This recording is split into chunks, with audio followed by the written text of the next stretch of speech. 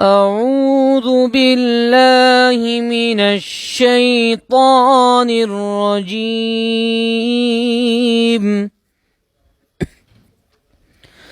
بسم الله الرحمن الرحيم.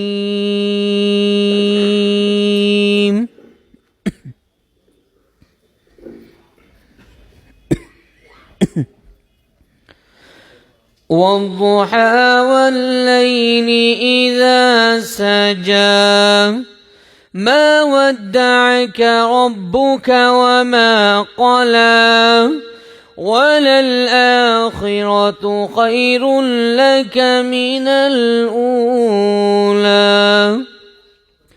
ولسوف يعطيك ربك فترضى ألم يجدك يتيما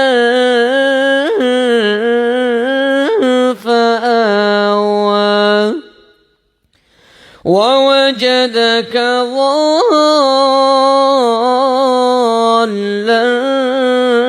فهدى ووجدك عائلا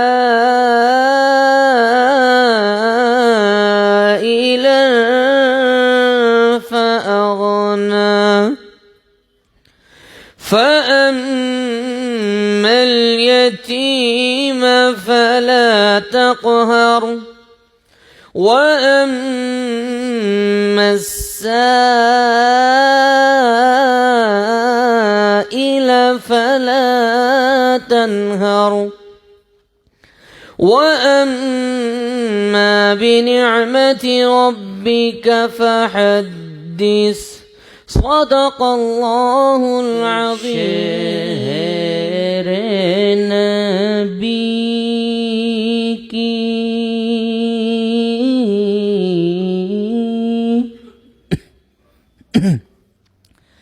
کہ شہر نبی کی بات نہ پوچھو، نقشہ ہی کچھ ایسا ہے، نقشہ ہی کچھ ایسا ہے، شہر نبی کی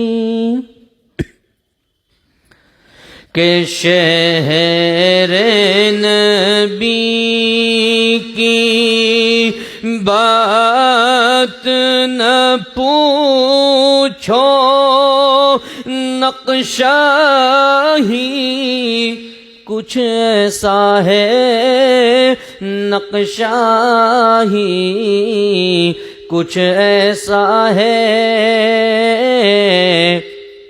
اور دیکھو گے تو کھو جاؤ گے، جلوہ ہی کچھ ایسا ہے، جلوہ ہی کچھ ایسا ہے، شہر نبی کی اور وہ جو عدوئے سرور دی ہیں، خلد میں کیسے جائیں گے، خلد میں کیسے جائیں گے، کہ وہ جو عدوئے سرور دی ہے، خلد میں کیسے جائیں گے، خلد میں کیسے جائیں گے، کہ جنت میں عشاق نبی کا قبضہ ہی کچھ ایسا ہے، قبضہ ہی کچھ ایسا ہے۔ اور مکمل نعت رسول صلی اللہ علیہ وسلم۔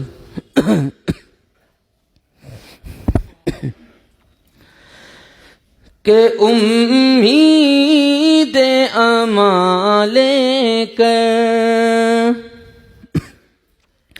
کہ امید امان لے کر دشمن بھی جو آیا ہے، امید امان لے کر،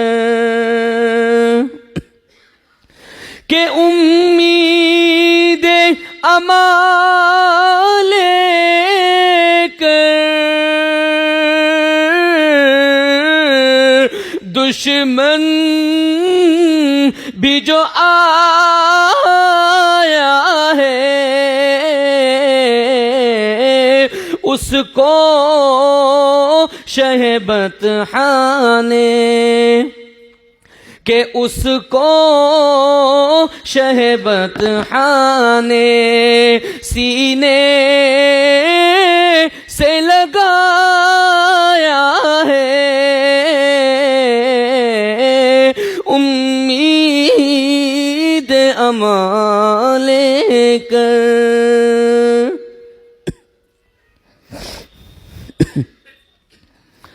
اور جبریل امی آئے اور بولے محبت سے، جبریل امی آئے اور بولے محبت سے کہ اے شاہ چلیے مولا نے بلایا ہے، امید امان لے کر۔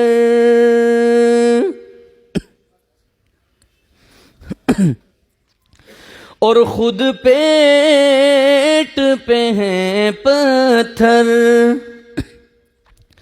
اور شاہ دو عالم نے خود پیٹ پہ ہیں پتھر، کہ خود پیٹ پہ ہیں پتھر اور شاہ دو عالم نے بھوکوں کو کھلایا ہے، کہ بھوکوں کو کھلایا ہے، پیاسوں کو پلایا ہے، امید امان ایما پر اور حضرت کے والد محترم ہم سب کے بڑے حضرت مولانا مفتی افتخار الحسن صاحب مولانا قدرو کے بڑے صاحبزادے، ان کی عنایتیں، ان کی شفقتیں حضرت والا تشریف لائے ہیں، میں ان کے آنے کا بہت ہی ممنون و مشکور ہوں۔ میں بہت ہی ادب کے ساتھ گزارش کروں گا فخر الاماثل اور محقق کبیر حضرت مولانا مفتی محمد راشد صاحب دامت برکاتہ العالیہ سے کہ ہمارے درمیان تشریف لائیں اور اپنے مواعظ حسنہ سے ہمارے قلوب کو مجلہ و مصفح فرمائیں۔ جہاں پانی سے ہے دشوار کر پائے جہاں گیری، جگر خون ہو تو چشمے دل میں ہوتی ہے نظر پیدا، ہزاروں سال نر کی سپنی بیگوری پر ہوتی ہے، بہت مشکل سے ہوتا ہے چمن میں جی لبر پیدا۔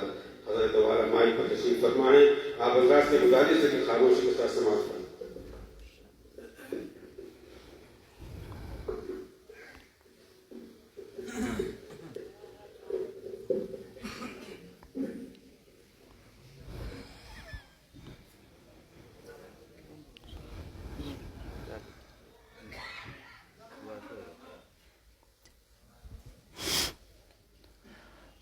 الحمدللہ الحمد لله نحمده ونستعينه ونستغفره ونعوذ بالله من شرور أنفسنا من سيئات أعمالنا من يهده الله فلا مضل له ومن يضلل فلا هادي له ونشهد أن لا إله إلا الله وحده لا شريك له ونشهد أن سيدنا ونبينا وحبيبنا وشفيعنا وهادينا ومولانا محمدا عبده ورسوله صلى الله عليه وعلى آله وأصحابه وأزواجه وذرياته وبارك وسلم تسليما كثيرا كثيرا.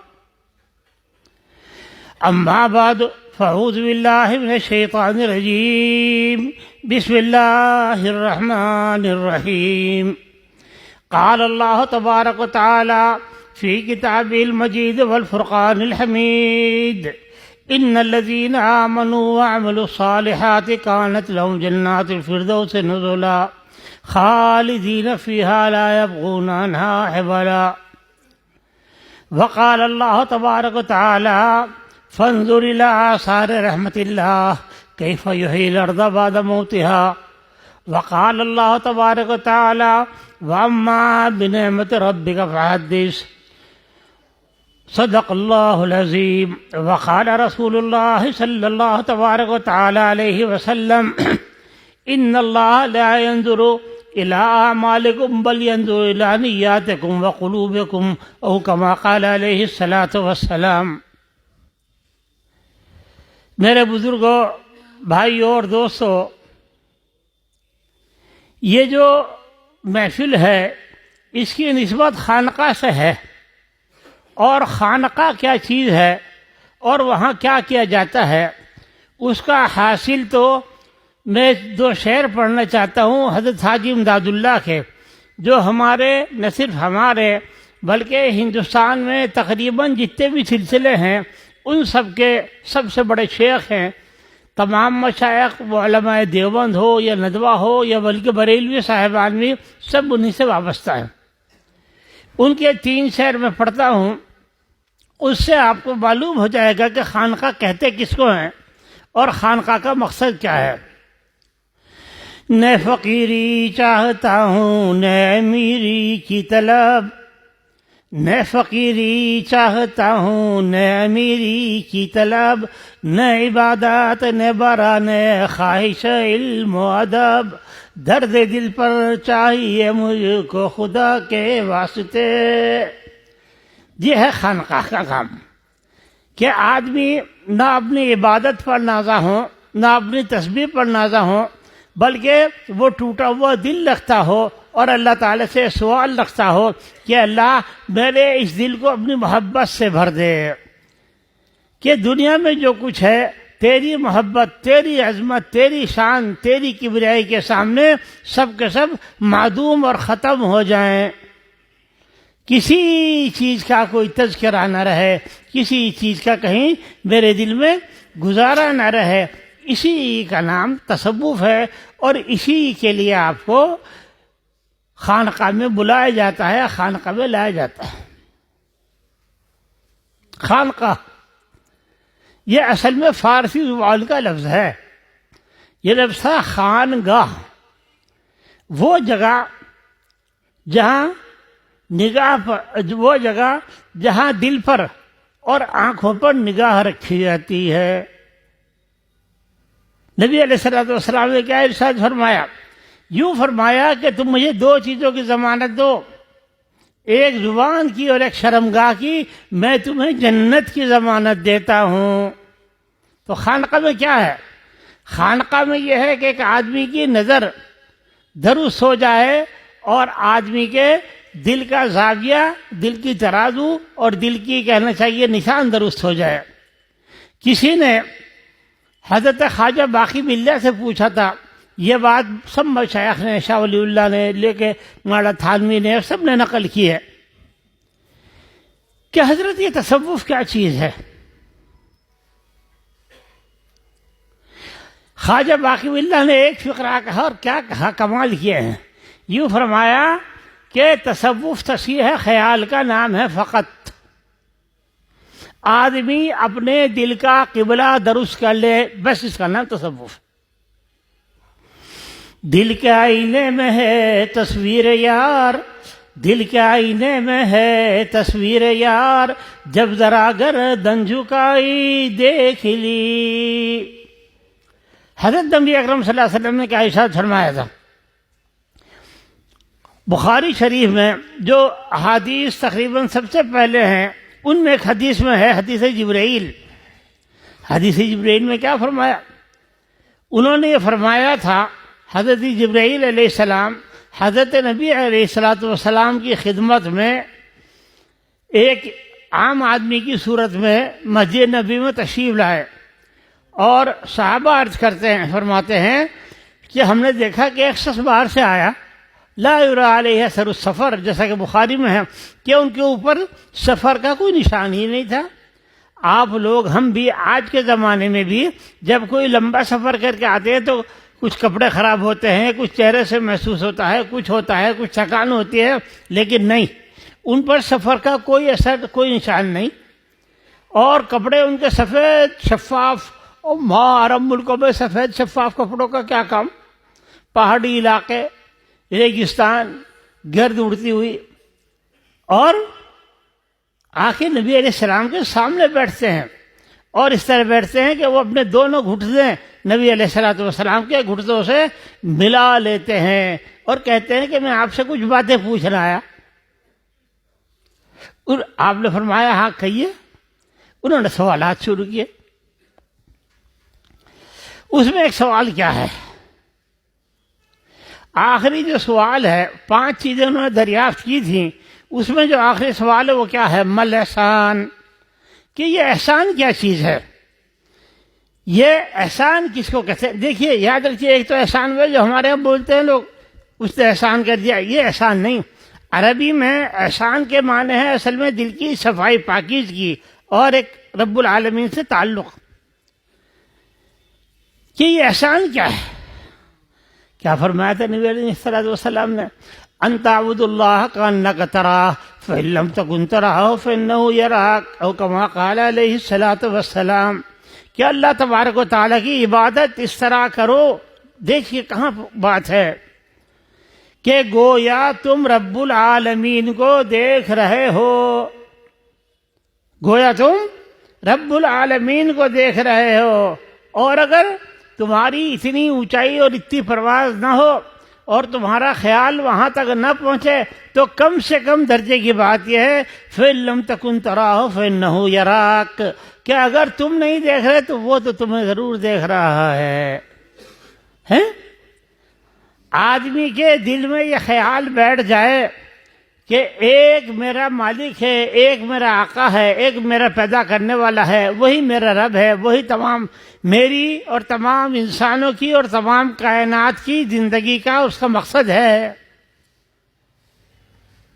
اور میری زندگی کا مقصد یہ ہونا چاہیے، ہر مسلمان کی زندگی کا مقصد یہ ہونا چاہیے کہ اللہ تبارک و تعالیٰ اس سے راضی ہو جائے، بس اس کے علاوہ کچھ بھی نہیں ہے. یہ جو دنیا میں آپ سب کچھ کر رہے ہیں، عبادات ہے، نمازیں ہیں، روزہ ہے، زکوٰۃ ہے، حج ہے، تسبیحات ہے، یہ سارے کام جتنے بھی تبلیغ ہے، مدرسہ ہے، جو بھی کام کر رہے ہیں وہ سارے کیوں؟ کہ اللہ راضی ہو جائے. کیسے راضی ہو؟ وہ کیسے راضی ہو؟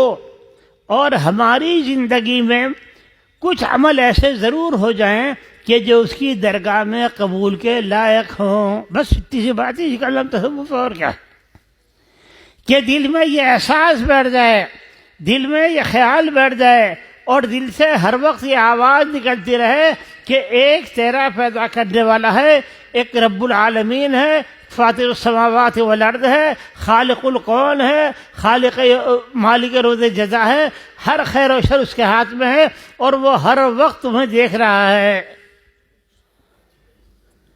قرآن میں کیا کہا گیا؟ یوں فرمایا گیا کہ میں تمہاری رگے گردن سے قریب ہوں. نحن اقرب الیہ من حبل الورید. اور تو جو چیز اتنا قریب ہے اس سے آپ کیسے پردہ کر سکتے ہیں؟ اور جب آپ کی یہ کیفیت ہو جائے، ظاہر میں بھی لوگوں کے سامنے نہیں، باطن میں، تنہائی میں، سوتے میں جاگتے میں، کہ گویا تم خدا کے سامنے حاضر ہو، تو یہ سمجھو کہ تمہاری روحانیت کامل ہو گئی اور تمہیں خدا کی معرفت حاصل ہو گئی۔ تو میرے بھائیوں، یہ جو خانقاہیں ہیں یہ اللہ تعالیٰ تک پہنچانے کا ایک ذریعہ، ایک زینہ، ایک اسکول ہے۔ خانقاہ میں کیا ہوتا ہے؟ اللہ سے لو لگانے کا کام ہوتا ہے، بس اور کچھ بھی نہیں کرو۔ خانقاہ اس سے زیادہ کیا ہے؟ خانقاہ والے یہ نہیں کہتا کہ تم کھانا پینا چھوڑ دو، خانقاہ تصوف ہرگز نہیں کہتا کہ تم بیوی بچوں کو چھوڑ دو، وہ یہ نہیں کہتا کہ تم تجارت و کاروبار چھوڑ دو، وہ یہ کہتا ہے کہ تم جو قرآن میں بار بار کہتے ہو دن میں 30 مرتبہ 33 مرتبہ پڑھتے ہو، اہدنا الصراط المستقیم، کہ اللہ ہمیں سیدھا راستہ دے دے۔ کون سا سیدھا راستہ؟ اس راستے کے لیے جس کی تم ہر وقت زبان سے دعا کرتے ہو، یا تو دعا فرضی کرتے ہو، تمہارا دل اس کا ساتھ نہیں دیتا۔ اگر تم حقیقی دعا کرتے ہو تو اس کے لیے کوشش کیا کرتے ہو؟ اہدنا الصراط المستقیم سب نماز میں پڑھتے ہیں نہیں؟ دنیا میں جب بھی کوئی مسلمان نماز پڑھے گا، فرض ہو، نفل ہو، کچھ بھی ہو، اس میں کیا کہے گا؟ اہدنا الصراط المستقیم صراط الذین انعمت علیہم، ان لوگوں کا راستہ جن پر آپ نے انعام کیا، جن پر آپ نے کرم فرمایا، اور جن کو آپ نے ہدایت سے، اور ہدایت سے بڑھ کر اپنی رضا سے نوازا۔ خدا کی رضا جو ہے نا وہ کائنات کی ہر چیز سے زیادہ قیمتی ہے۔ ایک لمحے کے لیے، ایک سانس کے لیے اس کی رضا حاصل ہو جائے تو دنیا اور آسمان کے بیچ میں جو کچھ ہے اس سب سے زیادہ نہیں، جنت سے بھی بڑھ کر ہے۔ جنت تو جب بھی ملے گی رے جب خدا کی رضا حاصل ہوگی، تو جنت تو اس کا ایک انعام ہے، خدا کی رضا تو جنت سے بھی ماورا چیز ہے۔ تو یہ خانقاہ اس لیے ہوتی ہیں کہ یہاں آ کر آدمی اپنے عیب تلاش کرے، اپنے عیب، دوسروں کے نہیں، ہرگز نہیں۔ مولانا الیاس صاحب فرمایا کرتے تھے، عجیب بات کہتے تھے، یوں کہتے تھے کہ مسلمان کا عیب تلاش کرنا حرام ہے۔ ایک صاحب تھے مولانا کے بہت قریبی، جب مولانا نے ان سے یوں کہا کہ مسلمان کا عیب تلاش کرنا حرام ہے، انہوں نے کہا جی بھلائی کیا بات کہہ رہے ہیں آپ؟ ٹھیک ہے عیب تلاش کرنا حرام ہے، صحابہ کا کہ نہیں؟ صحابہ کا نہیں، یہ جو ہمارے یہاں سڑکوں پہ عام آدمی پھر رہے ان کا بھی۔ جب تک تم آدمی کے اندر عیب تلاش کرتے رہو گے وہ تمہاری نظر سے کچھ نہ کچھ گرا رہے گا۔ عیب اپنے تلاش کرو، خوبی دوسرے کی تلاش کرو۔ انسان کا کمال کیا ہے؟ یہی چیز تو خدا تک پہنچاتی ہے کہ آدمی اپنا عیب تلاش کرے، میرے اندر میں کیا کمی ہے، مجھے اس کو کیسے دور کرنا ہے۔ اس کے لیے آپ خانقاہ میں آتے ہیں، اور خانقاہ میں دو کام ہوتے ہیں۔ ایک تو آدمی بیعت ہوتا ہے جس کو ہماری عام زبان میں کہتے ہیں مرید ہونا۔ مرید ہونا کیا ہے؟ مرید کس کو کہتے ہیں؟ مرید اس کو کہتے ہیں جس نے اپنا ارادہ چھوڑ دیا ہو، جو کچھ کرے گا دین کا کام وہ پیر کی ہدایت کے مطابق کرے گا۔ اگر وہ یوں کہتے کہ ذکر چھوڑ دو، چھوڑ دیا۔ اگر وہ یوں کہتے فلاں کام کرو، دین کا کام، دنیا کا نہیں، پیر کا دنیا کے کام میں کوئی دخل نہیں، نہ نفع نقصان کا نہ مشورے کا۔ لیکن یاد رکھیے اس میں پیر کتنا بڑا بھی ہو کچھ نہیں کر سکتا جب تک آپ کے دل کے اندر پکا ارادہ نہ ہو کہ ہمارا مقصد اپنی اصلاح ہے، ہمارا مقصد اپنے عیوب کی تلاش ہے، اور ہم یہ چاہتے ہیں کہ جس طرح آپ اپنے میلے کپڑے ڈرائی کلین کے لیے، دھوبی کے لیے، دھونے کے لیے دیتے ہیں، اور یہ چاہتے ہیں کہ جب آپ کے کپڑے دھل کر آئیں تو وہ بے داغ ہوں، ان میں کوئی داغ نہ ہو۔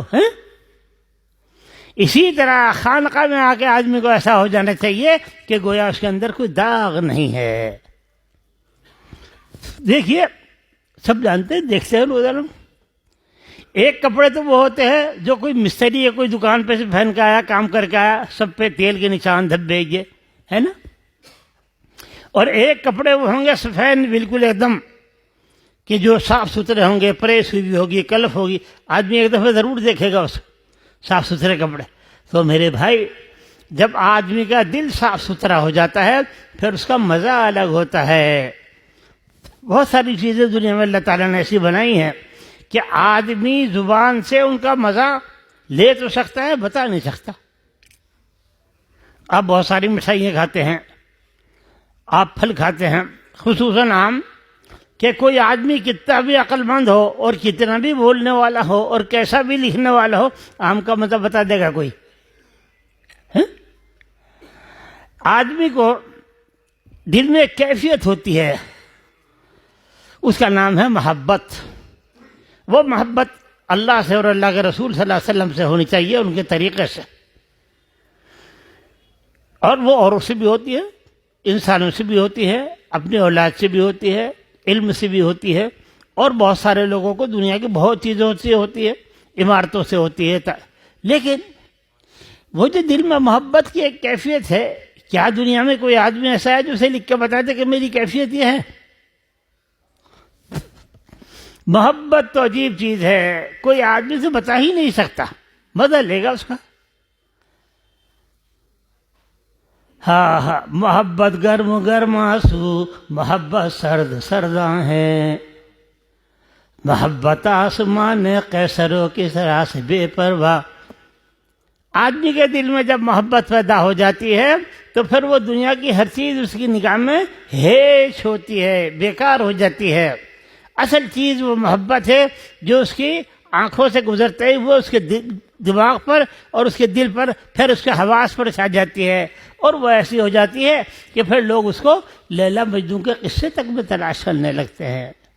اور لیلا مجنوں کو کیا تذکرہ ہے؟ بیکار بات. اسے تلاش سیدھے حضرات صحابہ کی محبت میں جو جناب نبی کریم صلی اللہ علیہ وسلم سے تھی، کہ رسول علیہ السلام جب وضو کرتے تو پانی نیچے نہیں کرنے دیتے تھے، جب وہ تھوکتے تو وہ ہاتھ پہ لے لیتے تھے، جب وہ آپ خط بنواتے تو انہیں تمام بالوں کو تمام ان کو رکن تقسیم کر لیتے تھے. اس کا نام ہے محبت. اس محبت کو پیدا کرنے کے لیے خانقاہ میں آیا جاتا ہے، تاکہ یہ ہمارا دل جو بالکل گندا ہے، جو ناپاک ہے، جو خراب ہے، جس میں دنیا کی ہر چیز کی محبت گھسی ہوئی ہے سوائے اللہ کے اور اللہ کے رسول صلی اللہ علیہ وسلم کے. اور یاد رکھو بھائی ایک بات، دو محبت ایک جگہ جمع نہیں ہوا کرتی. یا تو تمہیں زمین سے محبت ہوگی یا آسمان والوں سے اور اللہ کے رسول سے ہوگی. یہ دنیا میں جتنی محبتیں ہیں یہ اس محبت کا ایک چھوٹا سا عکس ہے، اس کا پرتو ہیں. جس طرح آپ دیکھتے ہیں کہ بعض چیزوں کا کہیں سایہ پڑتا ہے، بعض چیزوں کی چمک پڑتی ہے، یہ اس محبت کا ایسے چمک ہے، ایک ایسا حصہ ہے. تو اس کے لیے خانقاہ میں آیا جاتا ہے کہ ہمارا دل دھل کر صاف ہو جائے اور اس میں اللہ تبارک و تعالیٰ کی محبت پیدا ہو جائے، اور وہ دل اس لائق ہو جائے کہ حق تعالیٰ اس پر کرم کی نگاہ فرما دے. اور جب فرما دی تو بس پھر تو قصہ ہو گیا پورا. ایک بہت بڑے بزرگ گزرے ہیں دنیا میں، ساری دنیا جانتی ہے، اور اب تو خاص طور سے یورپ و امریکہ میں ان کے نام کا ایسا ڈنکا بجا ہوا ہے کہ ہر آدمی ان کو پڑھتا ہے. ان کا نام ہے مولانا جلال الدین رومی، مولانا روم. ان کی ایک کتاب ہے مثنوی. اس مثنوی میں انہوں نے ایسے ایسے واقعات لکھے ہیں کہ آدمی کو پڑھ کے تڑپا بھی دیں اور اس کو دیوانہ بھی بنا دیں. تڑپا دیں اور دیوانہ بنا دیں. کیا محبت کہتے کس کو ہیں؟ تو میرے بھائیوں لمبی بات نہیں کرنی، عرض کرنا یہ ہے کہ ہم جو یہاں آئیں یا کسی بھی خانقاہ میں جائیں دو باتیں ہونی چاہیے. ایک تو اپنی اصلاح کا جذبہ ہونا چاہیے کہ مجھے اپنی درستی کرانی ہے. آپ اپنے زیور، اپنے برتن، اپنے کپڑے ٹھیک کرانے کے لیے سنار کو دیاتے ہیں، برتن قلیگر کو دیاتے ہیں، کپڑے درزی کو، دھوبی کو دیاتے ہیں، اور پھر کہتے ہیں کہ تو کیا کر رہا؟ نہیں، کہ بھئی یہ اتنے پیسے ہیں، فلاں وقت ہمارے کپڑے دے دینا. تو جس طرح آپ نے وہاں اپنا سامان اس کے حوالے کر دیا اور فکر نہیں کی اور اس سے سوال نہیں کیا، اسی طرح اپنے دل کی کیفیات کو اپنے پیر کے حوالے کیجئے، جب مزہ کچھ آئے گا. اور پیر بھی ایسا ہو جو مرید کو دیکھ کے اندازہ کر لے کہ اس کو کس چیز کی ضرورت ہے. آپ نے دیکھا ہوگا بہت سارے حکیم اور بہت سے ڈاکٹر صاحبان ایسے ہوتے ہیں کہ وہ مریض کو بہت جلدی پرکھ لیتے ہیں، اور مریض میں اور حکیم میں اور پیر میں ایک نسبت بھی ہے کہ دونوں نسخے الگ الگ لکھتے ہیں. ایک مریض آئے گا تو اس کے لیے ایک نسخہ اور ہے، دوائیں اور ہے، ترتیب اور ہے. دوسرا مریض آئے گا، اس کی دوا اور ہے، اس کا نسخہ اور ہے، اس کی ترتیب اور ہے. اور ایک وقت ایسا بھی آتا ہے کہ حکیم ہو یا ڈاکٹر کہہ دیتا ہے کہ تم دوا مت کھاؤ، تم دوا چھوڑ دو، بس فلاں چیز استعمال کرو. یہ سب چیزیں تصوف میں بھی آتی ہیں کہ پیر جو ہے مرید کی زندگی کے مطابق اس سے معاملہ کرے کہ اس آدمی کے اندر کمی کیا ہے. ہم پڑھتے ہیں بزرگوں کے واقعات، بعضوں کو دیکھا بھی ہے، بس پتہ نہیں کیا چیز تھی وہ، کہ وہ نگاہ جو ہے وہ ایک دم مرید کے دل کی تمام کمزوریوں کا احاطہ کر لیتی ہے، پکڑ لیتی ہے کہ اس کے اندر یہ کمزوری ہے. کتنی لمبی نفلیں پڑھتا ہے، کتنی نمازیں پڑھتا ہے، کتنی تسبیحیں پڑھتا ہے، یہ نہیں، اس کے اندر میں کمی کیا ہے، اس کے دل میں ٹیڑھا پن کیا ہے، اس کو دور کرنا. تو میرے بھائی خانقاہ میں اس لیے آنا چاہیے کہ ہم ضرورت مند ہیں، ضرورت ہماری ہے کہ ہماری اصلاح ہو، ہمارا یہ دل ٹھیک راستے پر چلے، اور ہماری اللہ تبارک و تعالیٰ سے ایک نسبت، ایک تعلق ایسا جڑ جائے جو کمزور نہ ہو. اور اس کے لیے پھر محنت کرنی پڑتی ہے. آپ حضرات بلکہ دنیا میں تقریباً ہر آدمی کمانے کے لیے، گھر بنانے کے لیے، اپنے بیوی بچوں کے لیے کچھ نہ کچھ محنت کرتا ہے، اور جس آدمی کی قسمت میں جتنا ہے اتنا اسے ملتا ہے. ایسا تو کسی کسی کے ساتھ ہوتا ہے کہ چلتے ہوئے راستے میں ٹھوکر ملے اور اس سے خزانے مل جائے، ایسا تو نہیں ہوتا نا. بہت کم 20 30 50 لاکھ آدمیوں میں کسی کے ساتھ ہوتا ہوگا. اسی طرح معاملہ تصوف کا ہے کہ تصوف جو ہے اور اپنے آپ کو پیر کے حوالے کر دینا جو ہے، اس میں پیر کا اپنے آپ میں کوئی دخل نہیں ہے، عطا اللہ رب العالمین کی طرف سے، اصلاح کرنے والی ذات اس کی نہ پیر. مولانا خلیل احمد صاحب فرمایا کرتے تھے عجیب بات، یوں فرماتے تھے کہ پیر کی مثال تو ایسی ہے جیسے نل، یہ جو ہمارے ہینڈ پمپ ہوتے ہیں، ایسی کہ آدمی جتنا اس کو کھینچے گا اور جتنا اس کو چلائے گا اتنا ہی زیادہ صاف پانی آئے گا. نہیں، آپ کے ہاں ہینڈ پمپ ہے، آپ نے اس کو چھوڑ دیا، آپ اس کو چلاتے نہیں، تھوڑے دن میں تو ہوگا کہ پانی دینا بند کر دے گا. اور اس کے بعد کیا ہوگا؟ اس کے بعد پھر یہ ہوگا کہ اگر آپ اسے چلانا بھی چاہیں گے تو وہ چلے گا نہیں. آدمی کی دل کی مثال بھی تو یہی ہے کہ اس دل پر اگر محنت کرتے رہیں گے، اگر اس کو خدا کی رضا کے مطابق چلانے کے لیے تدبیر کرتے رہیں گے، اگر اس پر اللہ کے نام کی چوٹ مارتے رہیں گے، اور اگر اس کو توبہ سے اور اپنے آنسوؤں سے دھوتے اور صاف کرتے رہیں گے، تو انشاءاللہ تعالیٰ ایک وقت ایسا آئے گا کہ اس میں سے بہت عمدہ ایسا پانی نکلے گا، ٹھنڈا اور میٹھا، کہ جو آپ کو بھی سیراب کر دے گا اور آپ سے ملنے اور جلنے والوں کو بھی سب کو سیراب کر دے گا. یہ بزرگان دین جن سب کے پاس آپ جاتے ہیں، جن کو ولی کہتے ہیں، جن کو بزرگ کہتے ہیں، ان کے پاس کیا خاص بات ہے؟ کوئی الگ ڈگری ہے نہیں. انہوں نے اتنی سے محنت کی، صاف بات ہے، کچھ بات نہیں، اتنی سی. ورنہ پہلے بزرگ جو محنت کرتے تھے، کبھی موقع ہوا تو بتاؤں گا کہ کس طرح محنت کرتے تھے اور کیا کیا کرتے تھے.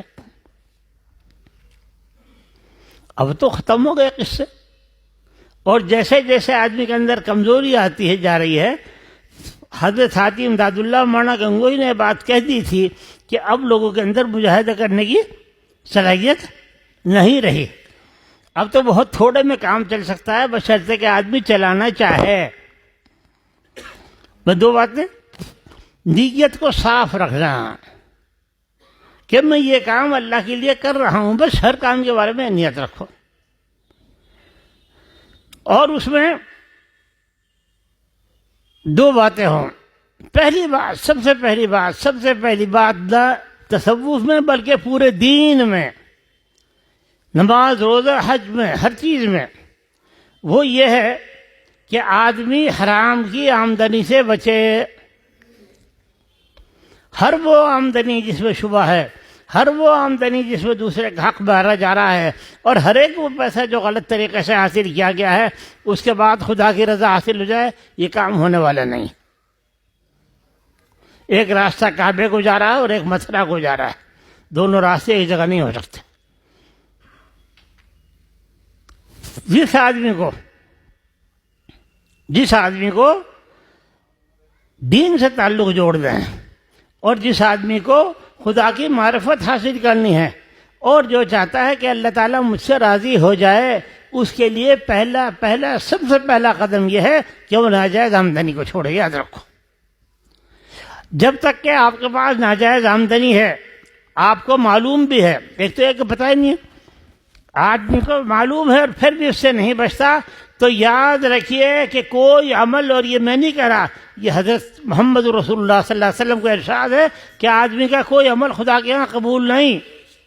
حدیث میں صاف ہے کہ جس آدمی کی آمدنی جائز نہیں، جس کا کھانا پینا حلال کا نہیں، اس کا کوئی عمل عند اللہ مقبول نہیں. اب پڑھتے رہو، وظیفہ پڑھے کہ جی کچھ نہیں، کہاں سے ہو وہ خدا کے بندے. ایک دفعہ حلال کر کے کھانا کھا کے جب دیکھو تمہارے اندر کیا مزہ پیدا کرتا ہے. ذکر کرتے ہیں مزہ نہیں آتا، نماز پڑھتے ہیں مزہ نہیں آتا. کیوں نہیں آتا؟ اس لیے نہیں آتا کہ ہماری آمدنی مشتبہ ہے. اگر ناجائز نہیں ہے تو مشتبہ تو ضرور ہے. تو جب تک کہ کی آمدنی جتنی زیادہ حلال ہوگی، آپ کے دل میں اتنی ہی نورانیت اور اتنا ہی مزہ پیدا ہوگا. آپ نماز پڑھیں گے تو اس کا لطف آئے گا، آپ روزہ رکھیں گے تو اس کا لطف آئے گا، آپ ایک مرتبہ اللہ کہیں گے تو دل میں اس کا مزہ آئے گا کہ جیسے کوئی میٹھی چیز کھا لی ہو. کیوں؟ وہ حلال روزی کی برکت ہے وہ. اور حرام کے ساتھ جو چاہے کرتے رہو، اس سے تو اثر ہونے والا نہیں ہے. وہ تو جیسا چکنی چیز پر پانی نہیں رک سکتا، ایک منٹ میں ختم ہو گیا. اسی طرح کا معاملہ ہے. ہم یہ چاہتے ہیں کہ دونوں کام ساتھ ساتھ چلتے رہیں، کہ ہم ناجائز کام بھی کرتے رہیں، ہم حرام کی آمدنی بھی کھاتے رہیں، ہم جھوٹ بھی بولتے رہیں، ہم دوسروں کے حق بھی مارتے رہیں، ہم بے ایمانی بھی کرتے رہیں، ہم فریب اور ملاوٹ بھی کرتے رہیں، اور اللہ تعالیٰ کے قریب بھی ہو جائیں، اور ذکر کر کے ہمارا دل، یہ تو نہیں ہونے کا. کام تو ایک ہوگا، چاہے یہ کر لو چاہے وہ کر لو. میرے بھائیوں، تو اس لیے خانقاہ قائم کی گئی. اللہ تعالیٰ اس کو مبارک کرے، اور اس سے لوگوں کو وہ نفع دے جو خانقاہ سے ہونا چاہیے. میں نے عرض کیا نا، حضرت حاجی امداد اللہ تھانوی مہاجر مکی اپنے زمانے کے ہندوستان کے سب سے بڑے مشائخ میں تھے. ہندوستان میں صرف 3 یا 4 آدمی تھے ایسے جن کا پورے ملک میں ڈنکا تھا. ان میں سے ایک حاجی امداد اللہ تھے. 1857 میں چونکہ انہوں نے بہت زیادہ کھل کر حصہ لیا تھا، اور وہ ہمارے سب علماء کے، بزرگوں کے استاد بھی تھے، ان کے رہنما بھی تھے، ان کے پیر بھی تھے، حضرت مولانا قاسم نانوتوی کے، مولانا رشید احمد گنگوئی کے، اور پتہ نہیں کتنے لوگوں کے. اس لیے وہ اس کے بعد خاموشی سے ہندوستان سے ہجرت کر کے مکہ مکرمہ چلے گئے تھے.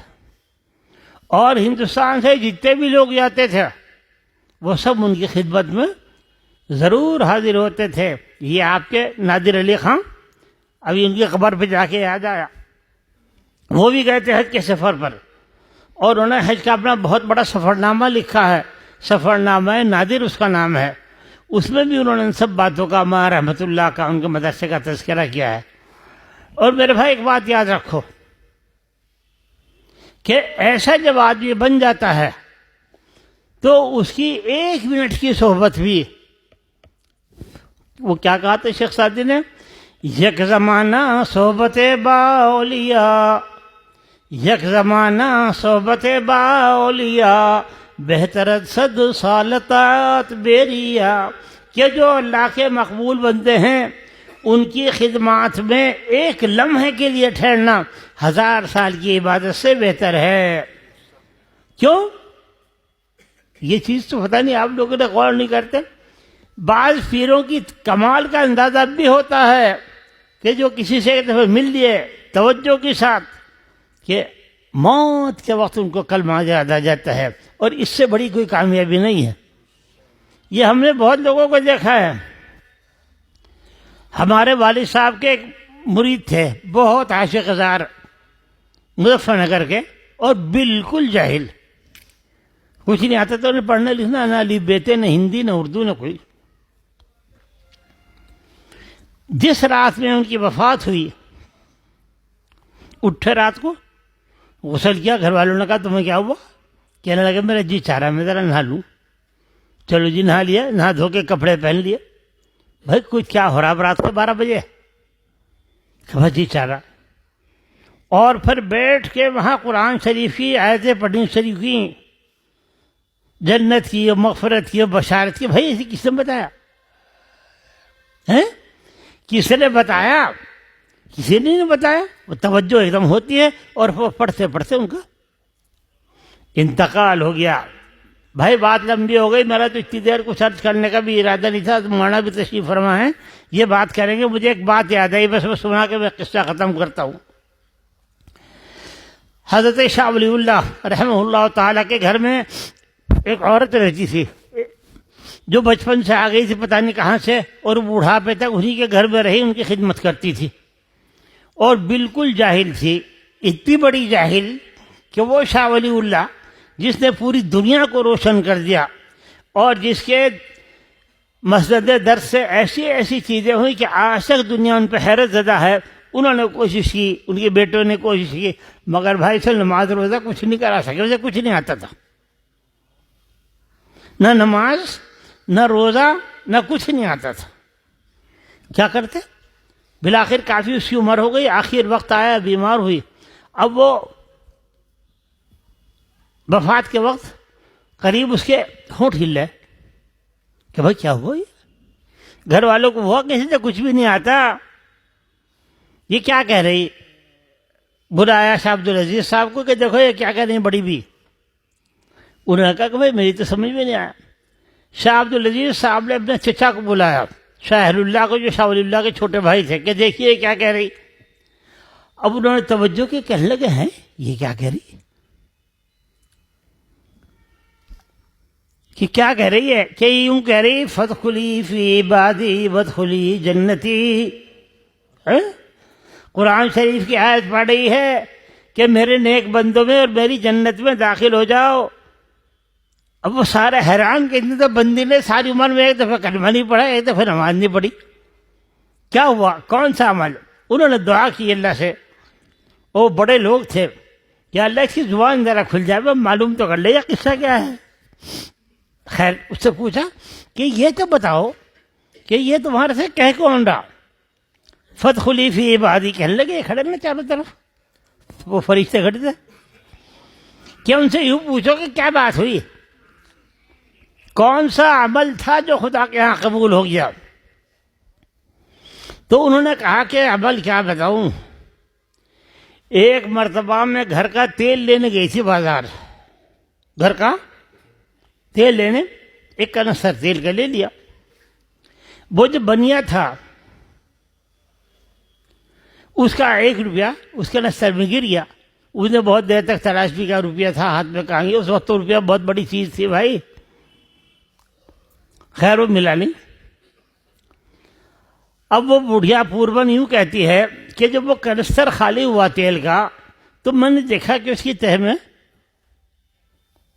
وہ 1 روپیہ پڑا تھا۔